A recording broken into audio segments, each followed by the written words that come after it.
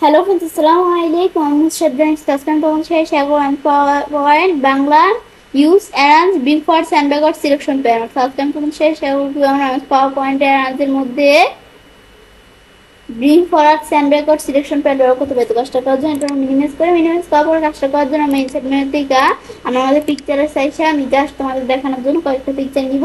আমি ধরো এখান থেকে আমার একটা পিকচার ব্ল্যাক পিঙ্কের একটা পিকচার নিলাম, আর ধরো আমি জাস্ট তোমাদের দেখানোর জন্য কয়েকটা পিকচার নিচ্ছি।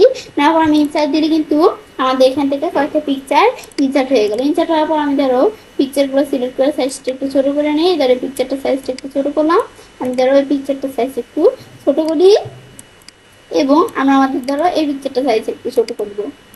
ব্যাস বিষয়টা করার পরে এখন আমাদের কাজটা করব, সেই ক্ষেত্রে আমরা কি করব, পিকচারগুলোকে এভাবে রাখবো। এখন আমি ধরো এটার এদিকে আমি ধরো এটা এদিকে রাখলাম, রাখার পর এটার এদিকে এটা আর এখানে এটা এদিকে রাখলাম। ব্যাস এখন আমি ধরো এখান থেকে এখানে এটা রাখলাম, আর আমাদের এই ধরো এটা এদিকে রাখলাম, আর এই পিকচারটা এখানে রাখলাম। এখন সবার লাস্টে পিকচারটা আমরা কাজটা রাখলাম, রাখার পর এখন কি করবো, আমরা ব্রিং ফরওয়ার্ড স্যান্ড ব্যাকওয়ার্ড বিষয়টা দেখবো। এখন পিকচারের বিষয়টা করার জন্য আমরা প্রথমে এখান থেকে তাছাড়া পিকচারে একটা এ টু জেড নিয়ে পিছনে আমার চ্যানেলে দেওয়া আছে, তোমার দেখতে পারো। এখন আমরা বিষয়টা করার জন্য আমি যদি এই যে এখানে আসি, এসে ব্রিং ফরওয়ার্ড আবার আমরা এই যে এখানে ক্লিক করে করতে পারি।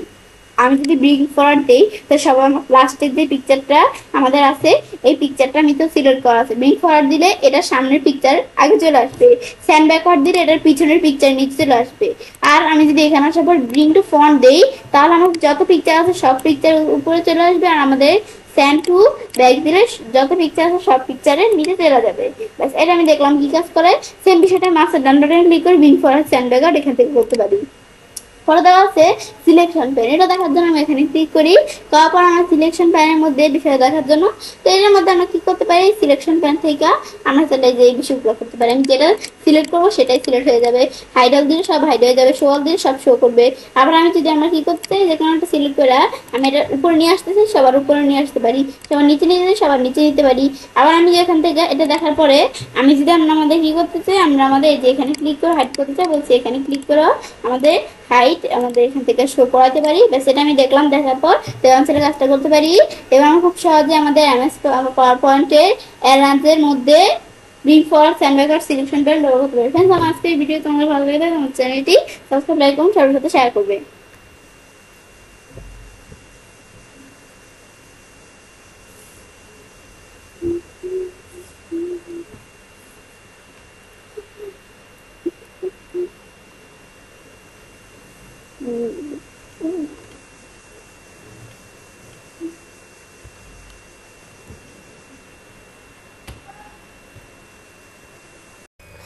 Hello friends, Assalamualaikum. I'm Shadran Taskan Ponshay Shago and PowerPoint Bangla use around group ungroup rooted Taskan Ponshay Shago আমরা এমএস পাওয়ারপয়েন্ট অ্যারামসের মধ্যে গ্রুপ আনগ্রুপ রুটের ব্যবহার করতে হবে। তো কাজটা করার জন্য আমরা মিনিমাইজ করি। মিনিমাইজ করার পর বিষয়টা করার ক্ষেত্রে আমরা আমাদের ইনসার্ট মেনু থেকে আমরা পিকচার আইসা অনলাইন বা অফলাইন থেকে কয়েকটা পিকচার নিব। আমি ধরো ব্ল্যাক পিঙ্কের একটা পিকচার নিলাম, আমি ধরো আমার এখানে একটা পিকচার নিলাম, আর আমি ধরো একটু এদিকে আসি, আমি ধরো এই পিকচারটা নিলাম। এখন ইনসার্ট দিলে আমাদের তিনটা পিকচার কিন্তু ইনসার্ট হয়ে গেল। এখন আমাদের পিকচারগুলো একটু বড় বড়, আমি পিকচারটাকে একটু ছোটো করে নিলে কাজটা করতে সুবিধা হয়। আমি পিকচারটাকে এদিকে রাখলাম, আমি ধরো এটা আমরা ছোট করি, ছোট করার পরে এটা আমি ধরো এদিকে রাখলাম। রাখার পর আমরা এগুলোকে মানে জাস্ট তোমাদের কাজটা দেখানোর জন্য এটা একটু বড় করলাম। ব্যাস পর আমাদের ধরো এভাবে করার পর এটাকে একটু এভাবে করি।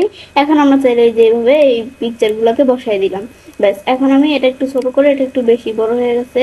ব্যাস এইভাবে বিষয়গুলো করার পর এখন আমি তোমাদের কাজটা দেখাই কি কাজ করে।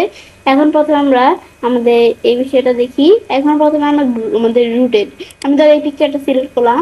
এখন রুটেড এসে কিন্তু এই পিকচারটা আমরা রুটেড করতে পারি। আমি যদি রুটেড রাইট দিয়ে এমন এটা দিলে এমন এটা দিলে এদের এভাবে চলে আসছে পিকচারগুলো, এটা দিলে আবার এই যে এভাবে চলে আসবে। ব্যাস এটা আমি দেখলাম আমাদের রুটেড করা যায়, কিন্তু আবার আমার মড রুটেড অপশন থেকেও কিন্তু রুটেড করতে পারি। তো এগুলো আমি করতে পারি। তো আমি তো একটা পিকচার রুটেড করলাম। এখন আমি ধরো কি করব, আমাদের এই পিকচারগুলো সবগুলো একসাথে রোটেট করব। সেই ক্ষেত্রে কি করব, সেই ক্ষেত্রে প্রথমে পিকচারগুলোকে আমরা তো গ্রুপ করতে হবে। তো আমাদের সেই ক্ষেত্রে একটা পিকচার সিলেক্ট করা থাকা অবস্থায় আমি কন্ট্রোল প্রেস করে বাকি পিকচারগুলো সিলেক্ট করে নিব।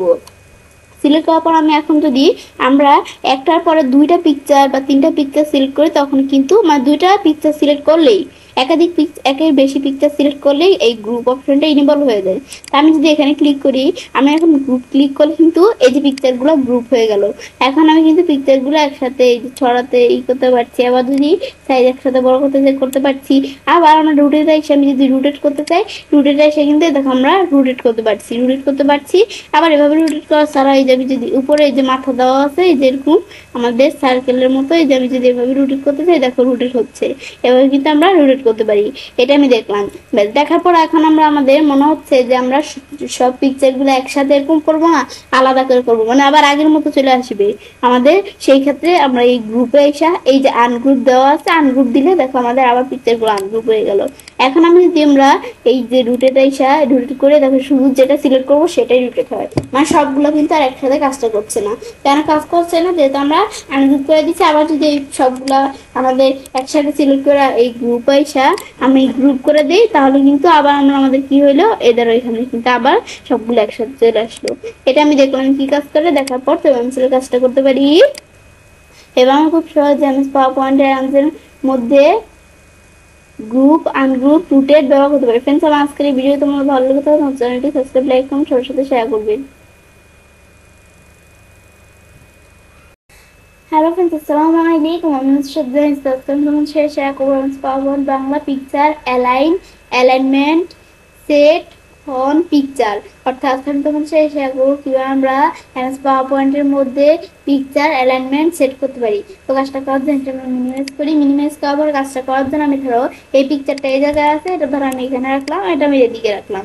রাখার পরে এখন আমি কন্ট্রোল প্রেস করে সবগুলো পিকচার সিলেক্ট করতে হবে। এখন আমি বিষয়টা করার জন্য আমাদের ফরম্যাটে আসবো। আসার পর আমরা বিষয়টা করবো যে এখন প্রথমে আমরা অ্যালাইনে আসবো। এখন দেখো পিকচারগুলো বাম দিকেও সমান না, ডান দিকেও সমান না। এখন আমি যদি অ্যালাইন লেফট দিই, এই পিকচারগুলো বাম দিকে সমান, এখানে সেন্টার দিলে মাঝখানে থাকবে। অ্যালাইন রাইট দিলে আমাদের কি ডান দিকে সমান, এটা হচ্ছে এই বিষয়টা। আর আমি যদি এভাবে করে আবার আমি যদি ধরো পিকচারটা এটা এদিকে রাখলাম, এই পিকচারটা এটা এদিকে রাখলাম, আর এটা এদিকে রাখলাম। রাখার পর আমি এখন কন্ট্রোল প্রেস করে এই পিকচারগুলো সিলেক্ট করি। করার পরে এখন আমি কি করবো, আমরা আমাদের অ্যালাইন আসি। আমি যদি অ্যালাইনটা অফ দিই, পিকচারগুলো উপর দিক সমান। আমি যদি অ্যালাইন আসি, অ্যালাইন মিডিয়াল দিই, পিকচারগুলো নিচ দিক সমান। এখন আমি যদি অ্যালাইন আসার পরে আমি বটম দিই, তাহলে আমাদের এই পিকচারগুলো আমাদের নিচ দিকে সমান। মানে আমাদের আমি একটু তোমাদের বিষয়টা বুঝাই, টপ দিলে উপর দিকে সমান পিকচারগুলো, আমাদের মিডিল দিলে মাঝখানে, আর অ্যালাইন বটম দিলে নিচে সমান হবে।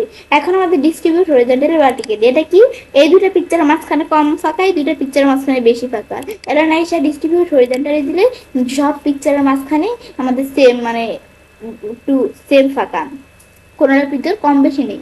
এখন আমি অ্যালাইনে এটা দেখার পরে আমি যদি আমাদের এই পিকচারটা এদিকে রাখলাম, এটা আমি ধরো একবার এদিকে রাখলাম, এটা ধরো এদিকে রাখলাম। তো এখন আমাদের এই দুইটা পিকচার মাঝখানে কম ফাঁকা, এই দুইটা পিকচার মাঝখানে বেশি ফাঁকা। কন্ট্রোল প্রেস করে সবগুলো সিলেক্ট করে অ্যালাইন আসার পর আমি যদি অ্যালাইন ভার্টিক্যালি দিই, ব্যাস। আর আমাদের এখান থেকে ডিস্ট্রিবিউট ভার্টিক্যালি দিলে কিন্তু এই দেখো এই দুইটা পিকচার মাঝখানে যে দুটো ফাঁকা, এই দুটো পিকচারের মাঝখানে সে দুটো ফাঁকা। এটা আমি দেখলাম কি কাজ করে। দেখার পরে আমাদের দেওয়া আছে আমাদের অ্যালাইন সিলেক্টেড অবজেক্ট। যেহেতু আমরা অবজেক্টকে অ্যালাইনের বিষয়টা করছি, সেহেতু আমাদের অ্যালাইন সিলেক্টেড অবজেক্ট দেখাচ্ছে। এটা আমি দেখলাম বিষয়টা। দেখার পরে এখন আমি ধরো এই বিষয়টা এভাবে করতে পারি। করার পর এখন সেটা কাজটা করতে পারি। এবং খুব সহজে আমাদের পাওয়ার পয়েন্টের মধ্যে পিকচার অ্যালাইনমেন্ট সেট করতে পারি। ফ্রেন্ডস, আজকে এই ভিডিওটা তোমাদের ভালো লেগে থাকে চ্যানেলটি সাবস্ক্রাইব, লাইক, কমেন্ট সবার সাথে শেয়ার করবে।